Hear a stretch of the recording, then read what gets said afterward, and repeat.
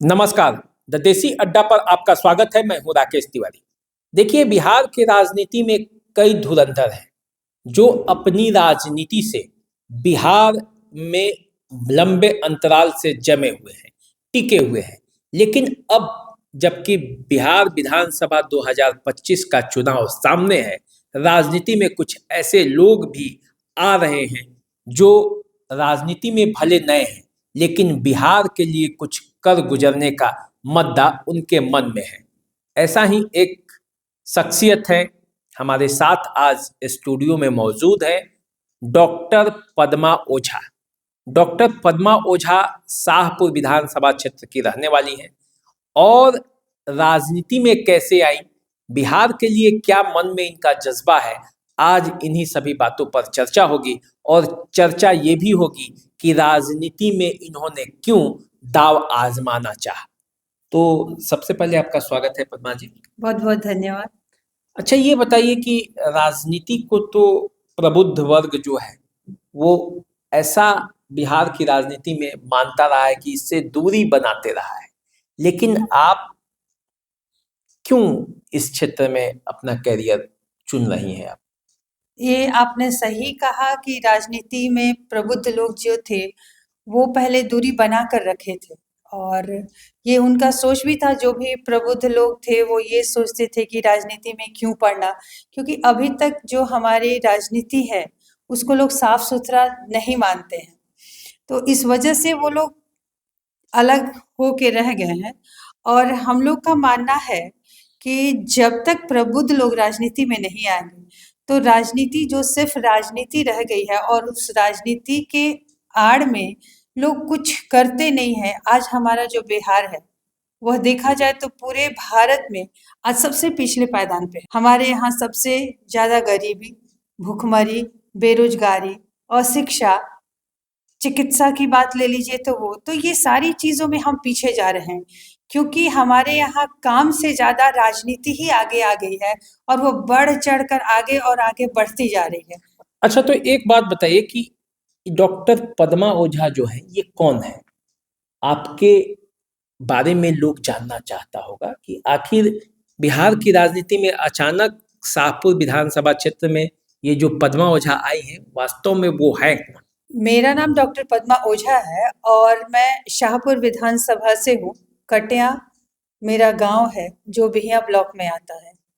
आज से 7 महीने पहले मैं यहाँ नहीं रहा करती थी, मैं रहती थी बैंगलोर में। मैंने डबल एमए किया है हिंदी और ज्योग्राफी में, एमएड किया है, एमफिल और पीएचडी किया है।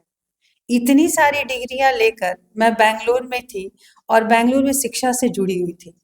वहाँ पे मैं एग्जामिनेशन हेड का काम किया है मैंने, एचओडी का, और एक डिग्री कॉलेज में प्रिंसिपल रहते हुए मैं वहाँ से रिजाइन करके और आज बिहार आ गई हूँ। इसलिए क्योंकि जो भी बिहार से बाहर रहते हैं शायद वही वो महसूस कर पाते हैं कि बिहार की जो छवि है वो पूरे भारत में क्या है आज। तो कहीं न कहीं बिहारी होने के नाते हम सबके मन में ये दर्द होता है कि हम तो अपने ज़िंदगी में आगे बढ़ गए, कुछ कर लिया, लेकिन आज जो बिहार है हमारा वो पीछे छूट गया है।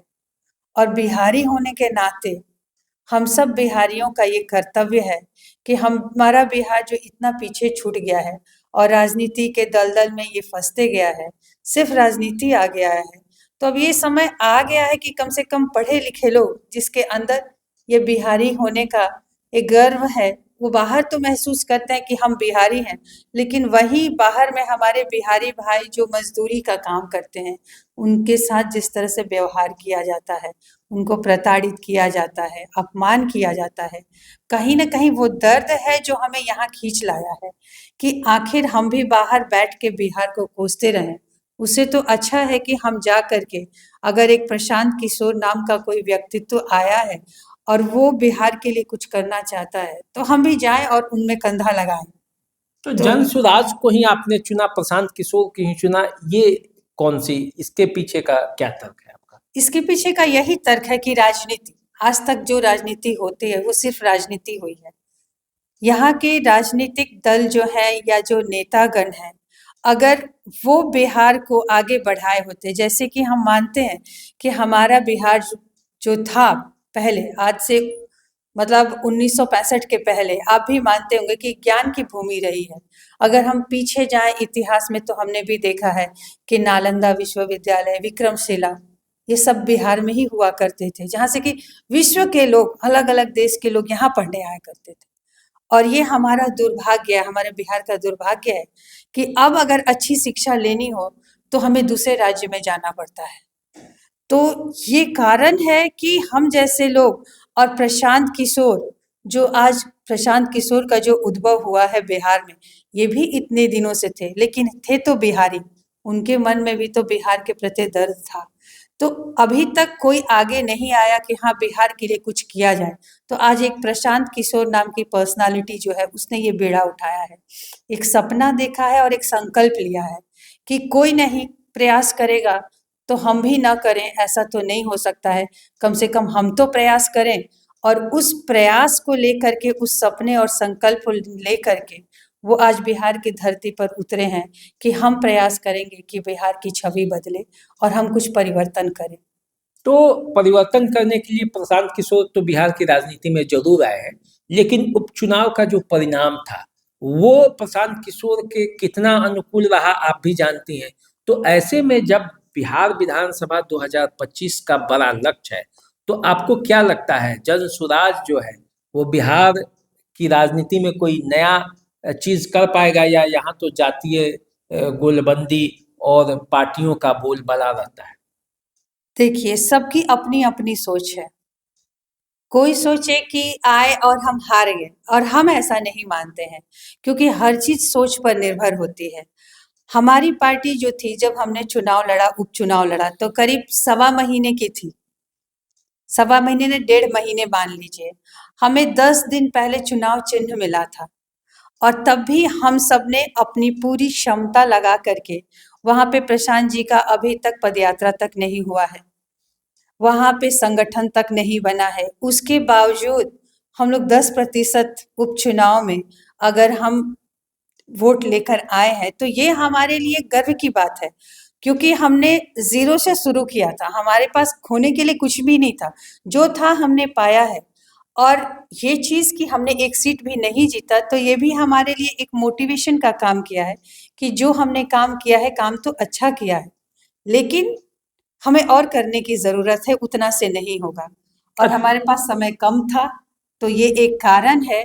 और अगली बार हम 25 की तैयारी में लगे हुए हैं, और ज़रूर अच्छे अपना प्रदर्शन करके दिखाएँगे। अच्छा, एक बात बताइए कि आप बेंगलोर से चली आई हैं शाहपुर विधानसभा क्षेत्र का जो आपका कटिया गांव है, तो क्या आपको लगता है कि शाहपुर के लोग आपको इतनी आसानी से स्वीकार करेंगे? और स्वीकार करेंगे, आप क्षेत्र में गई भी होंगी, तो कई तरह की चुनौतियां भी हैं, तो कैसे निपटेंगी उन चुनौतियों से? शाहपुर में मैं 7 महीने से घूम रही हूँ और गाँव-गाँव जा रही हूँ। हर गाँव की समस्याओं को देख रही हूँ, और हम लोग जब जाते हैं, तो ऐसा नहीं कि भाषण देने जाते हैं, हम लोग लोगों से मिलते हैं और बातें करते हैं, उनकी समस्याएँ पूछते हैं। जब हम उनको बताते हैं कि एक समाधान हम लोग बना रहे हैं, इस समस्या का समाधान निकाला जा सकता है, हम लोग एक विकल्प बना रहे हैं, और जब सारी बातें वो सुनते हैं, तो उन लोगों के मन में कहीं न कहीं ये आशाएँ जुड़ती है कि ये जो कह रही हैं, वो हमें इनकी बातों पे विश्वास करना चाहिए, और हमें एक मौका इनको देना चाहिए। तो वो भी जो हम कहते हैं कि आप अब जाति-पाति से ऊपर उठिए, धर्म से निकलिए, और किसको जिताना है और किसको हराना है, उससे अच्छा है कि आप ये सोचिए कि हम अपने लिए, हमारे लिए आज तक के राजनीतिक नेताओं ने हमें क्या दिया, जो भी जीत कर आए। हमारे बच्चे को क्या दिया, हमारे घर के जो बुजुर्ग हैं उनको क्या दिया। तो उन्हें ये बात समझ में आ रही है कि हाँ, आज तक जो भी लोग आए हैं, उन्होंने कभी शिक्षा की बात नहीं की, उन्होंने कभी रोज़गार की बात नहीं की। वो लोग फ्री की बातें तो करते हैं, और जब ये चीज़ उन्हें समझ में आ रहा है, तो वो कह रही हैं कि नहीं, हमें 4 किलो अनाज नहीं चाहिए। हमें अगर 10-12 हज़ार का कोई जॉब मिलता है, कोई रोज़गार मिलता है, तो हम उस पर जाएँगे, हमें फ्री की चीज़ें नहीं चाहिए। तो लोग समझ रहे हैं, ऐसा नहीं था कि उन्हें समझ नहीं आता था। वो ये भी कहते हैं कि आज तक किसी ने हमें इस तरह से समझाया नहीं। और तो क्या बिहार, आप शाहपुर से चुनाव लड़ना चाहती हैं या चुनाव लड़ेंगी जनसुराज के टिकट पे? हमारा लक्ष्य है बिहार में बदलाव करने का, और वो बदलाव जिस तरह से होगा, पार्टी जिस तरह से डिसाइड करेगी कि हमें वो किस रोल में शाहपुर में देखना चाहती है, हम उस रोल में आकर के अपना पूरा मेहनत करके ईमानदारी से अपना पूरा शक्ति लगा करके 100% देना चाहेंगे, ताकि कुछ भी बदलाव हो, अगर थोड़ा-सा भी बदलाव होता है, तो हम सौभाग्यशाली मानेंगे अपने आप को। देखिए, शाहपुर विधानसभा जो क्षेत्र है वो रामानंद तिवारी का विरासत वाला क्षेत्र है। रामानंद तिवारी वहां से लगातार जीतते रहे। उसके बाद उनके पुत्र शिवानंद तिवारी भी वहां से जीते हैं।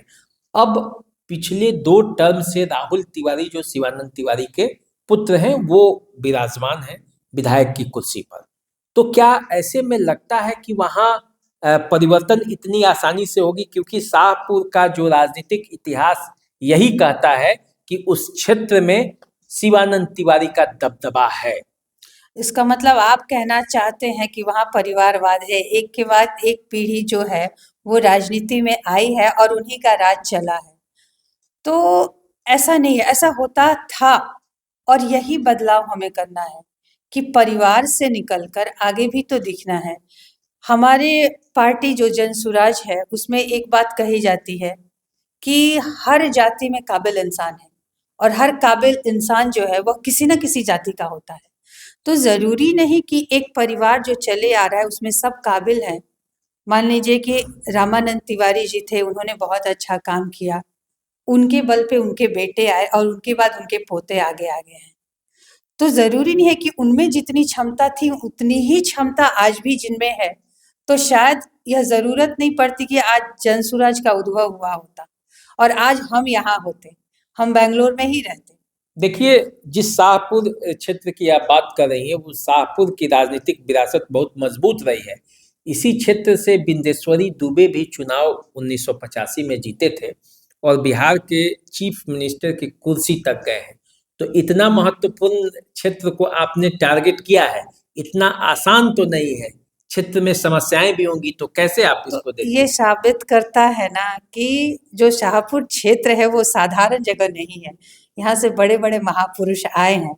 तो ये मेरा सौभाग्य है कि ऐसे जगह पे मुझे काम करने का मौका मिला है और हम काम कर रहे हैं और शायद ऐसा हो कि एक महिला आए और कुछ दिनों बाद वो भी कुछ इतिहास रच के जाए।